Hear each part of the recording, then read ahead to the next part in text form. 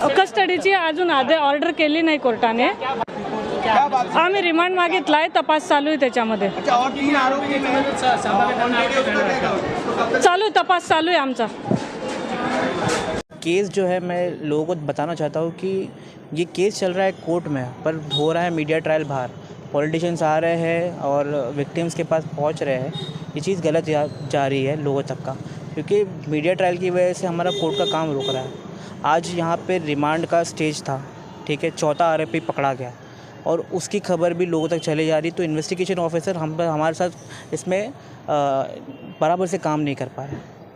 तो मैं ये कहना चाहता हूँ आपके माध्यम से कि इस केस को आप मीडिया ट्रायल जैसा मत चलाइए. ये लोग जो, क्योंकि अभी जितने भी आरोपी बाकी है उनका पकड़ जाना बहुत इम्पोर्टेंट है. और इसकी वजह से क्या हो रहा है कि केस में प्रेशर पड़ रहा है और जो आरोपी है वो फ़रार हो जा रहे हैं. तो अभी जब आज तो कोर्ट ने जो अवेलेबल सेक्शन थे उसको हटा के कौन से और सेक्शन जो ऐड किए गए? देखो, सेक्शंस पहले ही जब 31 को ही सेक्शन जो है वो चेंज हो गए थे, ठीक है. आज जो चौथा आरोपी पकड़ा गया था उसका रिमांड स्टेज था, तो उसमें हमारी आर्ग्यूमेंट हुई. एडवोकेट आबिद ने उसमें आर्ग्यूमेंट किया और हमने ये कहा कि जो हमारे पब्लिक प्रोसिक्यूटर है, क्योंकि हम लोग यहाँ पे इंटरवेनर है, हम यहाँ पे डायरेक्टली किसी को रिप्रेजेंट नहीं कर रहे हैं, यहाँ पे हम पब्लिक प्रोसिक्यूटर को सपोर्ट कर रहे हैं, ठीक है. तो आबिद ने यहाँ पे ये कहा कि 5 दिन का जो रिमांड है वो होना चाहिए.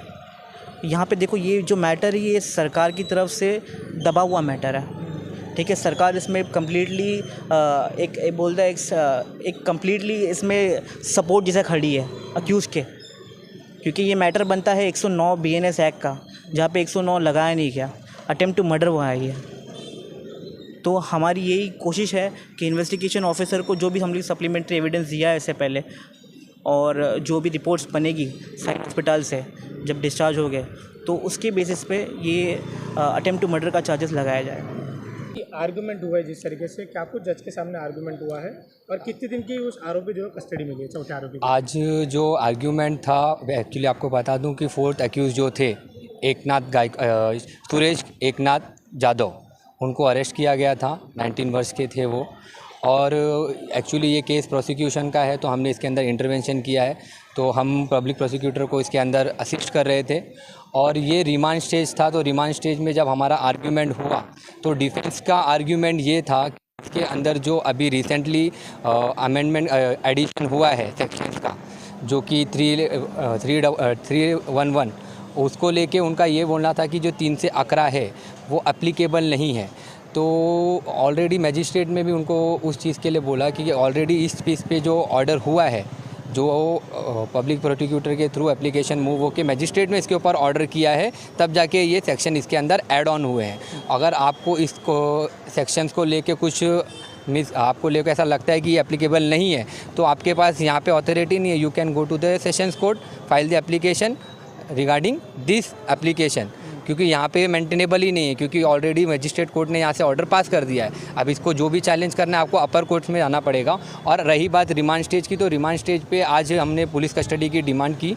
प्रोसिक्यूशन के द्वारा जो इन्वेस्टिगेशन आयोग की तरफ से जो उन्होंने 5 डेज़ का कस्टडी की डिमांड की थी, और मैंने भी मैक्सिमम पुलिस कस्टडी की डिमांड की थी. फाइनली आर्ग्यूमेंट कंक्लूड होने के बाद अभी मैजिस्ट्रेट का ऑर्डर आया है रिमांड एप्लीकेशन के ऊपर, जिस रिमांड एप्लीकेशन पे मैजिस्ट्रेट ने 6 तारीख तक का एक्यूज़ को पुलिस कस्टडी ग्रांट किया है. देन आफ्टर अभी हम देखते हैं इसके अंदर जब नेक्स्ट रिमांड आता है उसके अंदर जो प्रोग्रेस रहेगा और इसके अंदर क्या हो सकता है, और एब्सकॉन्ड एक्यूज़ उसके अंदर अरेस्ट होते हैं, देखते हैं. Let's see. जिस बुजुर्ग के साथ मारपीट हुई थी 72 वर्ष की, उनकी तबीयत कैसी है अभी, और जो उस वीडियो में और लोग दिख रहे थे, तो आप क्या अगली सुनवाई में मांग करेंगे कि उनको भी जल्द से जल्द गिरफ्तार किया जाए? देखिए, आपने पहले ये सवाल पूछा कि उनकी हालत कैसी है. पहले तो उनकी हालत बहुत सीरियस थी, बट अभी सुनाई में कि वो थोड़ा सा स्टेबल है, बट अभी भी वो ICU में ही है साइन में.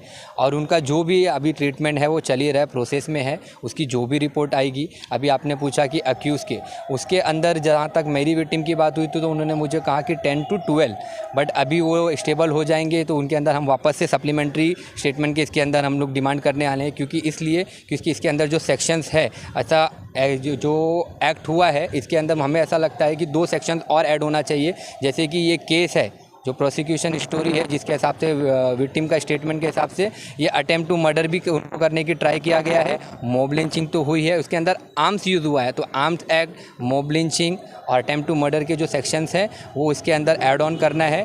तो उसके लिए भी जब वो स्टेबल हो जाएंगे तो हम एप्लीकेशन मूव करेंगे और देन देखते हैं उसके आगे मजिस्ट्रेट उसके अंदर जो भी कॉग्निजेंस लेना है वो लेगी। चौथे आरोपी को कितने दिन की कस्टडी दी गई? चौथे आरोपी को 6 तारीख तक का मजिस्ट्रेट कस्टडी दिया गया है। तो आगे आप जो आर्गूमेंट कर सॉरी 6 तारीख तक का पुलिस कस्टडी दिया गया है। तो अगले जब हियरिंग होगी तो बढ़ाने की मांग करेंगे कस्टडी उसकी? डेफिनेटली अभी जब प्रोसिक्यूशन का केस है, ये प्रोसिक्यूशन और इन्वेस्टिगेशन क्या आती है, अगर हमारे पास और इन्वेस्टिगेशन है, हमको रिक्वायरमेंट रहेगी कि पुलिस कस्टडी की, क्योंकि हमारे को अगर प्रोग्रेस हो रहा है, हमारे को और अक्यूज एब्सॉन्ड जो है अगर उनकी नॉलेज मिलती है तो प्रोसिक्यूशन का केस स्ट्रांग होता है। अगर इन केस अगर उस ड्यूरेशन में हमारे प्रोसेस में हमको और टाइम लगता है तो डेफिनेटली हम मजिस्ट्रेट को अप्रोच करेंगे और एक्सटेंड करने के लिए पुलिस कस्टडी को।